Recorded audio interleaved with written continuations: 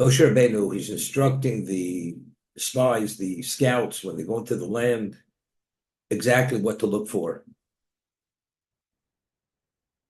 Do they live, are the communities in fortified cities? Are they in open cities? In terms of the populations, a large population, a small population, all these are indicators in terms of how powerful, how strong they are, what the environment, what it actually brings about. Then he said to them,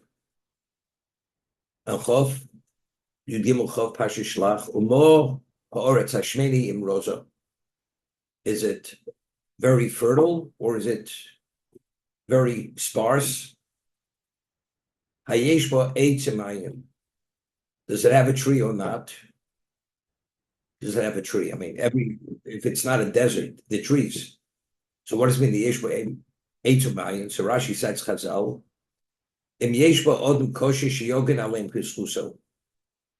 Is there a person who's considered a tzaddik? Then in his merit, he would protect the Canaanites, the members of Canaan. That's what he meant to ask. See if there's a person there who he's the equivalent of the tree. As a tree protects one from the sun, he will protect them from destruction at his merit. So seemingly it's difficult. We speak about the abominable behavior of the Canaanites, and therefore we're told that if you emulate their behavior as they were destroyed, you'll be destroyed. And just as the land had spit them out, because it could not tolerate the abominable behavior of the Canaanim, you should not behave this way. So even if there's a tzaddik, why should his merit protect them to continue sinning? You'd say, better they should be taken out to be less sinful than more sinful. I mean, it's not a difficult question which I'm asking. We find by Sodom, Hashem says to Avram, I will destroy Sodom and Amorah, the 5 communities. Why? Because they truly reached a point of evil, of no return. So Avram immediately enters into a dialogue with Hashem. Maybe the 50 tzaddikim, maybe the 45 tzaddikim. In their merit, you will not destroy these communities. But if they already reached a level, they intentionally defy God to go against his word, take them out. Why should the tzaddikim protect them? So we had once explained, as long as a person is alive, he can do teshuvah. The merit of the tzaddik, what Avram was saying, why destroying now? And it's a final verdict. If the tzaddikim spare them, because they still have a chance to do teshuvah. That's what he was saying. As extreme as they may be, defiantly speaking, but if the tzaddikim in their merit, given the extension, stay the verdict so they could do teshuvah, Hashem says, they're no tzaddikim. There's no chance. They will never do teshuvah, therefore they will be destroyed. Moshe Rabbeinu said, see if there's a person there who's the equivalent of a tree, that in his merit they're protected. As long as his chus protects them, the person is always in a position to be able to do teshuvah. We'll see later, when they came back and the 10 spies had reported negatively, at Yeshua and Kalev, what did they say? Sort silo mehem. The shade no longer exists. The protection no longer exists. What does that mean? The protection no longer exists. They don't have any merit to give them an extension. So if they don't have a merit to give them an extension, therefore they have to be destroyed. That's sort silo mehem. The shade has been removed because Rashi says over there, Eov was the person who lived in Canaan. Job was a tzaddik. So as long as he was alive, his merit protected them because that gave them the stay of execution, that he should be able to do teshuvah. Now that Yeshua and Kalev said, sort silo mehem, the shade has been removed from them, therefore they no longer have the schus for the extension, therefore it's a fait accompli. They have to be destroyed. As a result of that, we're not in any way deterred or discouraged that we're not able to conquer them, because Hashem will destroy them.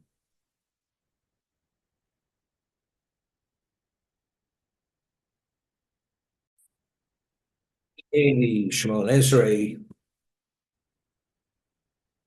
Zoche Chas de Avos, in the first bracha, Hashem remembers the chesed of the Avos, of the holy patriarchs. And what do we say immediately afterwards? And he brings the Redeemer for the sake of his name with love. What is one thing? Zoche Chas de Avos. What is the value of remembering Chas de Avos? And then all of a sudden, he's bringing the Redeemer. So we've discussed in the past, as long as the Chas de Avos exist, we haven't depleted the chesed of the Avos, that we live on their merit. We have the ability to advance and to do teshuvah. The moment their account is totally depleted,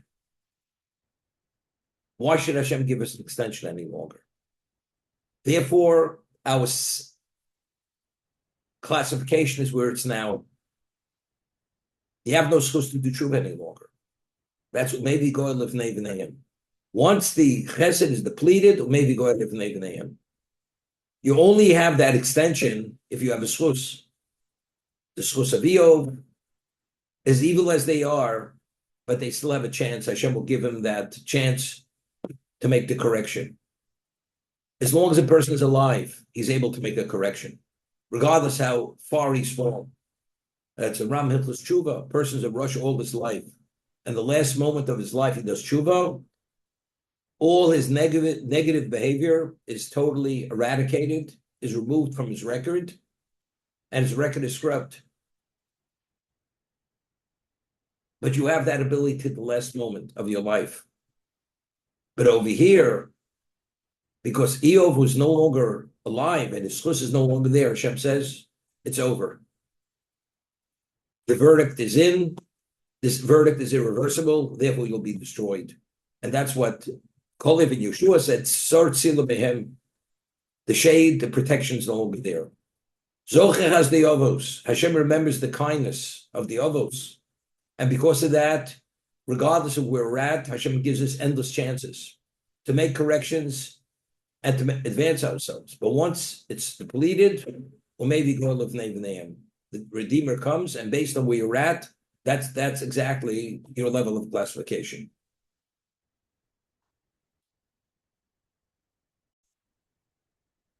Parsha begins Shlach L'cho Anoshim. You should send. It says Shlach Anoshim. Send these men of special stature. What's Shlach L'cho? So Rashi cites Chazal. Shlach L'cho. I've told them what it's all about. It's Arizona Vosh. It's a land that flows with milk and honey. There's no reason to scouts. But if you're sending them, you're sending the scouts. It's not for my view. I'm allowing it. I'm not encouraging it, but it's l'cho. You're sending the scouts. That's the way Rashi cites how Chazal interpret the word l'cho. However, Chaim Kor says something beautifully. Because of the question Moshe had asked in Egypt, why do you make it so difficult? Why did you appoint me to be your agent to take them out of Egypt? What did Hashem say? Atotire, you will see the redemption of Egypt, but you will not be alive to see them entering into the land. That's what Hashem had said to Moshe Rabbeinu. If the Jews wouldn't have sinned with the spies, they would have gone in immediately. If they would have gone in immediately, that means Moshe Rabbeinu would have passed away 40 years before his time. So Hashem is saying to Moshe, Shlach Anoshim, it's in your best, you'll be the ultimate beneficiary of these scouts going. Because if they go and they sin, which of course it's based on their choice, you can have an extension of your life. And what's the value of that? Klaus will be exposed to your leadership for another 40 years. Therefore, it's in your best interest to allow this to happen, because ultimately, You will be the beneficiary of your life being extended 40 years, and they'll be under your leadership and under your tutelage and influence for 40 years. That's what Rav Kalatsky explains. Shlach l'cho anoshim. It's in your interest to send them.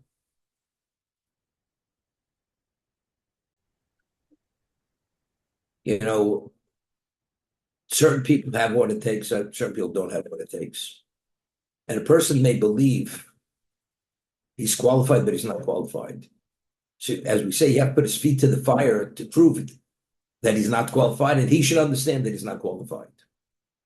As we mentioned, name of the Medrash yesterday, that when they asked that question, the question was such an inappropriate question, it didn't have to play itself out.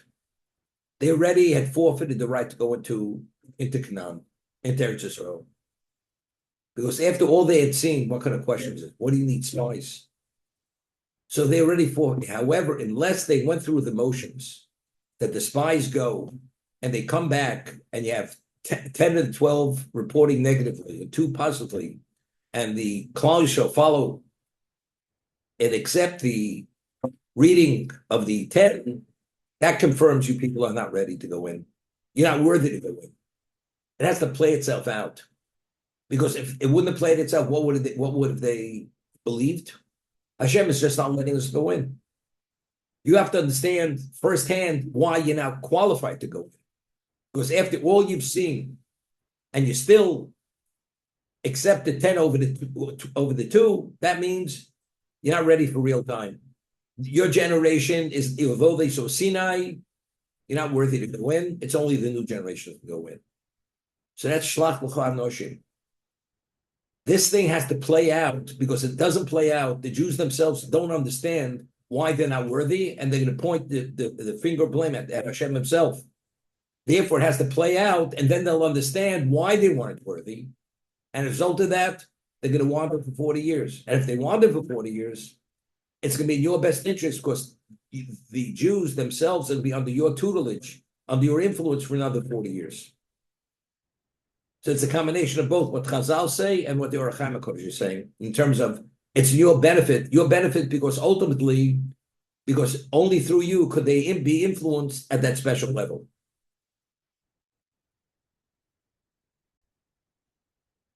They returned from scouting out the land after 40 years.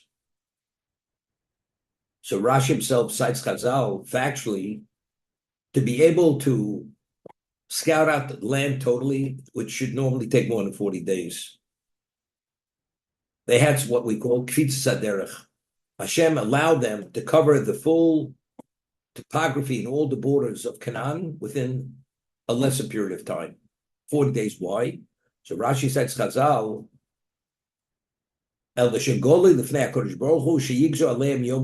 since why did they have to wander for 40 years? Since every day they had scouted out the land that was with this negative perspective, this negative lens. So therefore, every day is a year. To atone for every day of that mindset, it's a year. He spent a year wandering in the desert. So if it would have taken longer, and the way you atone is a year for the day, they would have been in the desert longer. And since Hashem did not want them to be in the desert more than 40 years, therefore, they were able to cover the full topography or the land boundaries within the 40-day period. Okay, that's what was 40 days. Vayelchu vayavo el Moshe vel Aaron. It's very good. Every day that they scouted the land is with this, they saw it through this negative lens. So from day one already, they needed what? They needed atonement. So therefore, 40 days, a year per day. But let's say only after they saw 25 days of scouting, they realized that it's a disaster, that it's a death trap. So the days initially where they didn't have that perspective, why those days counted, that they're culpable for those days. So over here, the Torah tells us, Vayelchu vayavo Moshe. What's Vayelchu? It says Vayavo Moshe. What do you mean? They went and they returned to Moshe. So Rashi cites Chazal, Mal Vayelchu. What does it say? When they went, when they returned, they returned with these ominous reports. Lahakish halichoson lebioson. To equate the going to the return, ma bi oson beitzaro, just as when they returned, it was with this unified negative evaluation. Even when they went, they already went with a negative lens. So as a result of that, even the first day that they had gone, that day has to be atoned for. Therefore, it's Yom Lashonah.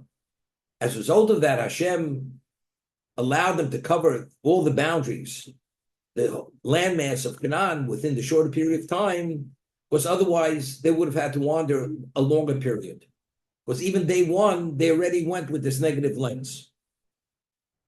That's Vayelcho v'yavo. They had gone, just as when they returned, it was Beitzaro, Afi Lechos Beitzaro. Okay? So there's the famous question which the Or Chaim HaKadosh asks. Hashem said to Moshe Rabbeinu, you should choose Anoshim. What's Anoshim? Rashi said at the beginning of the parsha, Chashuvim, people of distinction. However, the Medrash says they were tzaddikim. When they were sent, they were tzaddikim. So when they were sent, they were tzaddikim. How does this pasuk indicate that when they had gone, they already had gone with an Eitzorah, with this negative mindset? If they're tzaddikim, a tzaddik doesn't have that negative lens. So the famous Or Chaim HaKadosh, we always mention, every year we study this, that we have a principle known as shlich shel kamoso, that when you represent someone else and you stand in his stead, the connection, the linkage between the agent and the one who appoints the agent has an influence on the agent. And since the Klal Yisrael themselves were deficient and lacking in trust in Hashem, in Emunah and Bitochon, therefore, initially they were tzaddikim. But the moment they were the agents, they were linked to the tribes. Each prince was linked to his tribe to be a representative, to scout out the land. That connection had a negative influence. So initially they were tzaddikim. The moment they were appointed to connect, to represent the tribes, that negative influence, the influence of the people they represented, affected them. Of course, they still had choice. They had choice. But that initially they wouldn't have had that inclination, even to be inclined to see it negatively, now they had that negative inclination, and therefore it's Vayelchu, Vayavo, Vayelchu. As a result, that's the Or Chaim HaKadosh. And he says, the Or Chaim HaKadosh says, and it's very interesting, it says that when in Posuk Chav Dalid, in Posuk Chav Gimel, Vayavo ad Nachal Eshkol, Vayichrusu Misham Zora. They came to Nachal Eshkol, and they cut from there a branch of the vineyard. The Eshkol Adov Mechod, the branch together with one cluster of grapes, which was enormous in size. So here the Or Chaim HaKadosh asks a question. I mean, how many, they cut from there, we're making a point, they cut from there this cluster of grapes. I mean, we're talking about a vineyard. They cut, many clusters of grapes were cut by the members of Canaan. What makes such a, they cut from there? So he says, when it says they cut, they were cutting as representative of Klal Yisrael. It's just as it says that by Korban Pesach, one person represents Klal Yisrael to bring the Korban Pesach, and from there we learn shluchu kamoso, that an agent is the equivalent of the person who appoints himself the agent. Them being the agents of Klal Yisrael, it's like Klal Yisrael are cutting this branch, this cluster of grapes. So it's very good with the other Or Chaim HaKadosh, that because every moment of their period of being scouts, they were scouting through the eyes of the one they were representing. As a result of that, that's the reason why they saw it through this negative lens, for that reason.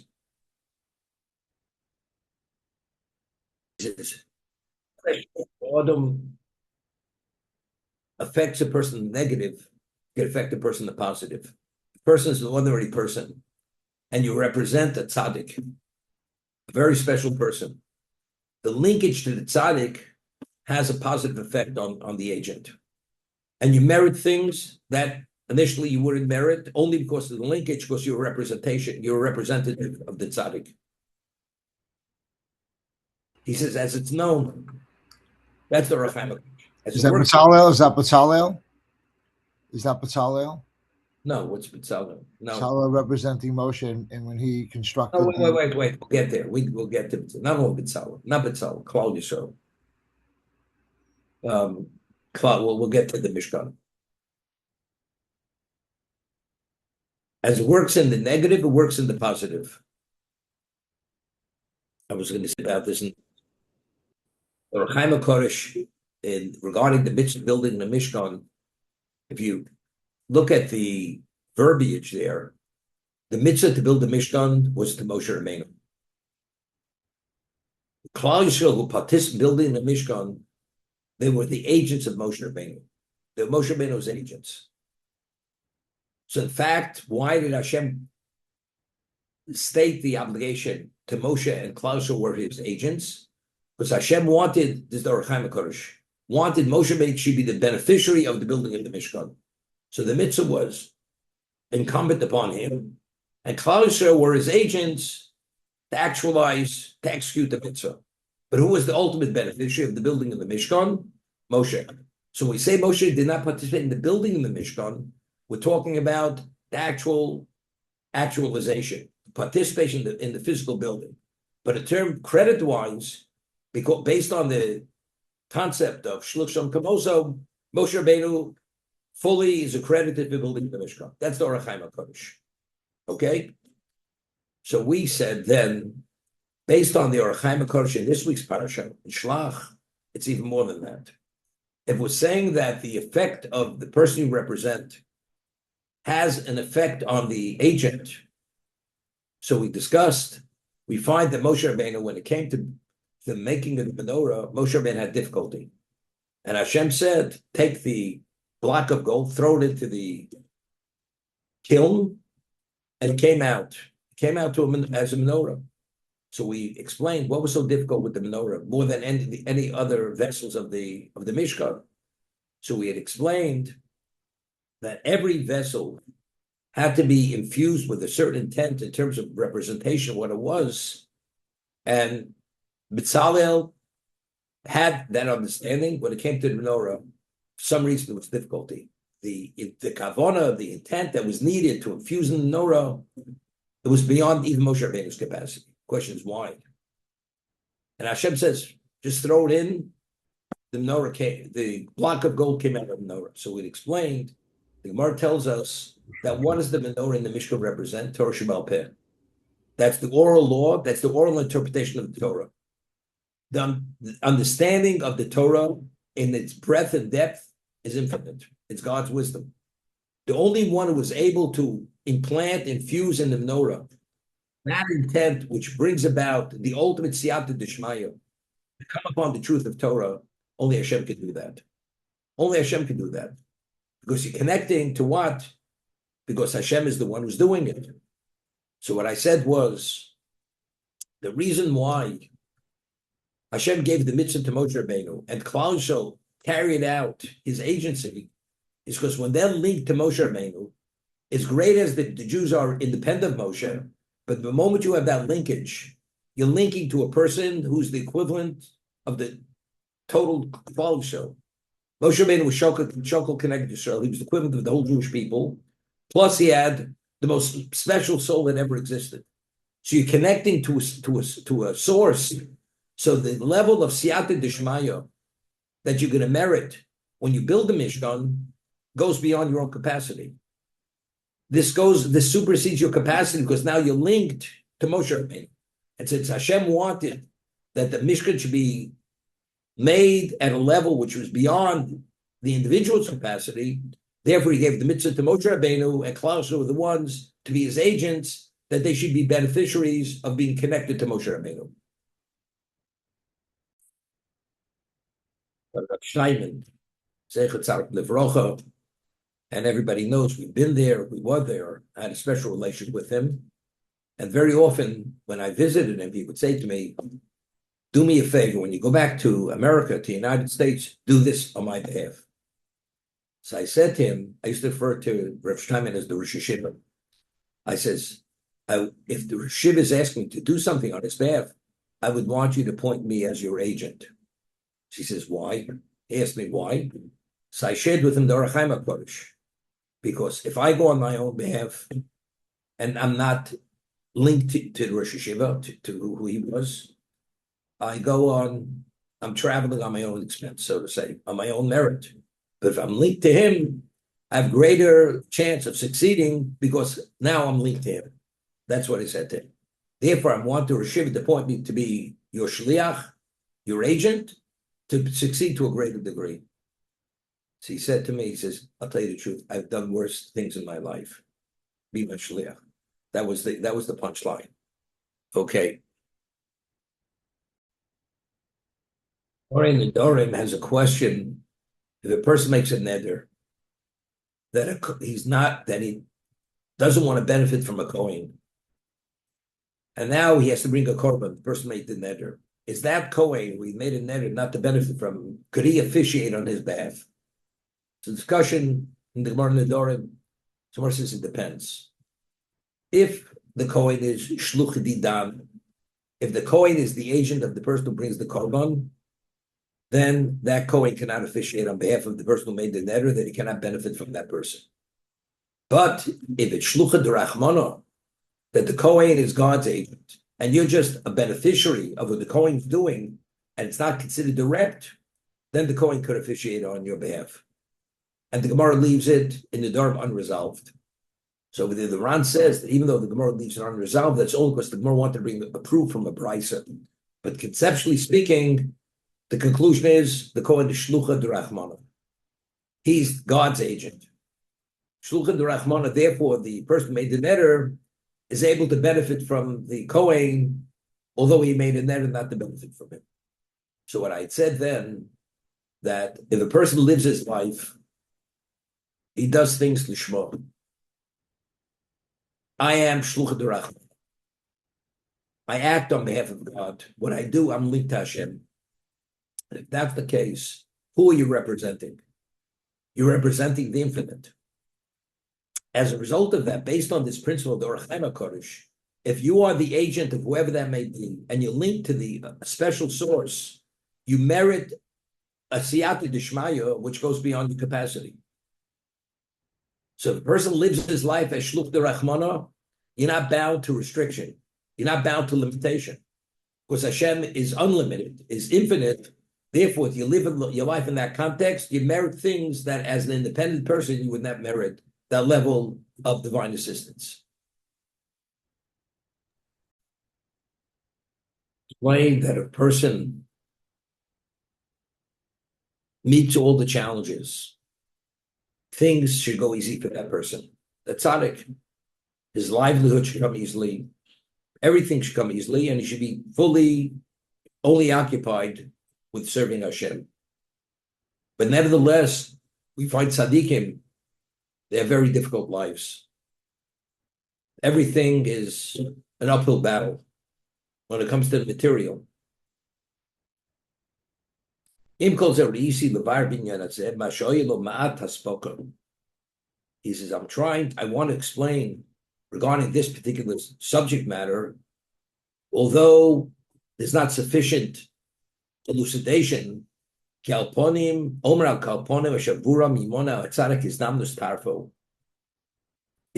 least to explain why the tzaddik is denied the availability of his sustenance, and he has to toil, and through that he's being tested. The tzaddik already has proven himself. Why does he have to be tested? That despite his difficult situation, he still toes the line as he should toe the line.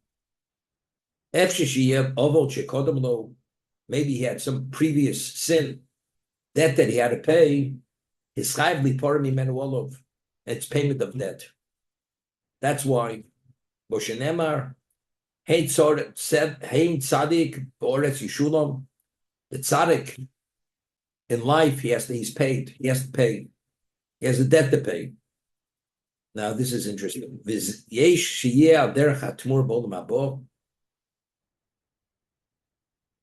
an exchange to have a share in the world to come. He has to pay his debt in this world.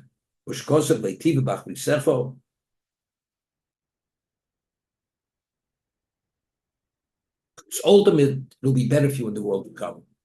We have this concept. It's not sin related. The Gemara in Brachos, we had Yissurim Shel Ahavah. Rashi explains what's Yissurim Shel Ahavah. Yissurim Shel Ahavah, that means suffering comes out of love from Hashem.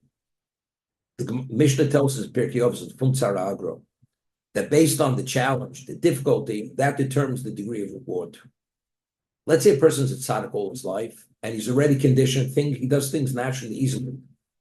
If that's the case, whenever he does the mitzvah, since it's lacking the struggle, the effort, although he's doing the mitzvah, it doesn't have that innate value any longer. So what does Hashem do out of love? He complicates the tzaddik's life, and by complicating his life, everything comes with difficulty. And despite the difficulty, he does the right thing. So that's Yissurim Shel Ahavah. He's only giving the tzaddik the difficulty, the suffering, the pain, the illness, whatever it is, out of love, because by creating this setting, this increases the value of the tzaddik service of Hashem. That's the Gemara in Brachos. So therefore, Hashem sometimes makes it difficult for the tzaddik because he wants the tzaddik to be a greater beneficiary of his life, of his actions during his lifetime. That's why he does it. The Gemara tells us, we had this in Bava Metzia, the Rav Yehuda Nossi, who was the redactor of Torah Sheba'al Peh, his maidservant, initially, there was a calf that was about to be slaughtered, and the calf comes running to Rav Yehuda Nossi and puts its head in his caftan, that Rav Yehuda Nossi should protect it. And Rav Yehuda Nossi says to the calf, go to your slaughter because you were created for that. And because he said that, and there was a certain degree of insensitivity, lack of compassion, immediately he developed a stone in his urinary tract that whenever he would urinate, he'd have pain that you'd be able to hear his screams over the flocks and the herds. That's what kind of pain he was in. And he suffered for 13 years. 13 years he had this very excruciating pain. 13 years later, his maidservant was sweeping out a litter of cats or whatever was rodents into the street to be destroyed. And he says to his maidservant, maybe be a little more gentle, dispose of them differently.